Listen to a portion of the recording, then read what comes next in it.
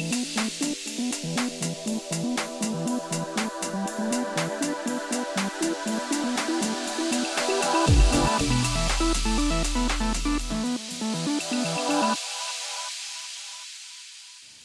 and welcome to the BDMS Wellness Clinic. I'm Dieter Burkhardt and it is my privilege to bring to you a special clip we're calling Ask the Experts. Today we're joined with Dr. Thanupon Virunhakarun, Chief Operating Officer of the BDMS Wellness Clinic.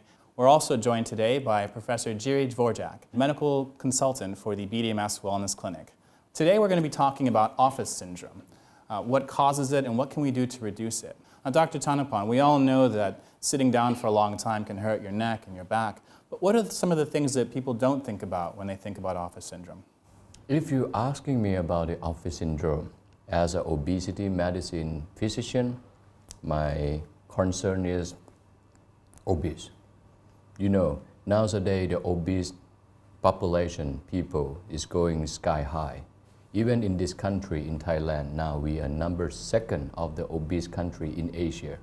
So this is the things that, in my opinion, I think is because many people just sitting too much and working and, have a meeting and have a lot of things and they not moving that much. So this is a thing that we call the lack of the physical activity. And my second concern is about your eye vision, your eyeball. Now we have found, in my experience, the new disease actually is a normal disease, but in the past we not find that much, but nowadays we found a lot. We call it the age macular degeneration. Age macular degeneration. Yes. Macula is behind the eyeball, collect all the data from the eye. So now we found the disease that age macular degeneration we call the blindness when you're older. It become more and more in the population nowadays because they're sitting and they're watching. The problem is the blue light is destroy the eye cell. What can we do to reduce the risks? One of the issues, of course, if they spend 8-10 hours in the office and they sit in front of the computer, they don't move, they are just watching all the time in the screen. This is really not advisable. Yes. So number one, which I would recommend is, without going into the details why this happens, is to adapt your working space, the ergonomics at working space. Try to put your screen at the level of the eyes. Oh, okay. Adapt also your table that you can change your body position between sitting and standing. So you have to adapt.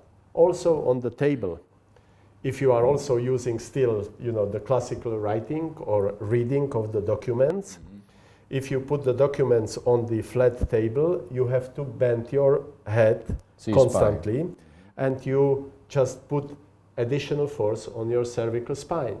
So put an inclination of approximately 17 to 20 degrees, and they are gadgets you can put on the table, and you are reading with the upright position of the cervical spine.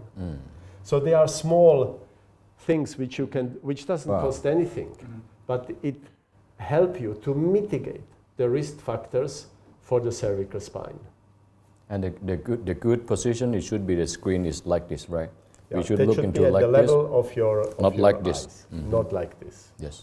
The cervical spine is a special organ. It functions slightly differently than the thoracic and lumbar spine. And it's we have to know that, and we have to avoid any excessive movement of the cervical spine to delay the age-related degenerative changes of the cervical spine. We live longer, so we have to account for that fact. Okay. So we should try to avoid excessive movement in our daily life. For example, if I park the car, I still have the mirrors. You have now the fancy cars with cameras, so you can use the camera. You keep your head upright, and you just park, looking in the mirrors or in the camera, like the truck drivers do, without forcing your head like looking. This? That's wrong. So that's one of the examples. Or if I would like to take a book from the bookshelf behind me, and I know where the book is, instead of turning my head, I just stand up, walk around, and take the book out.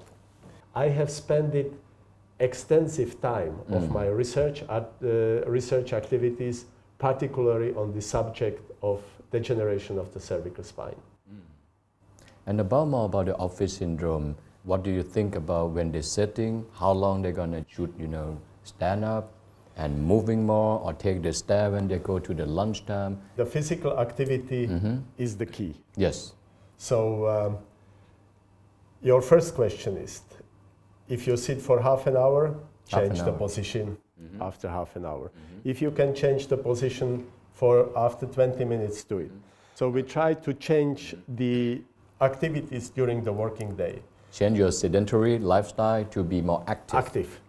Great. Well, thank you both very much for these recommendations. I know a lot of our viewers suffer from some form of back pain, and it's going to get worse as you get older. So anything we can do to reduce that risk is greatly appreciated. And thank you all very much for joining us. We hope to see you for our next round of Ask the Experts.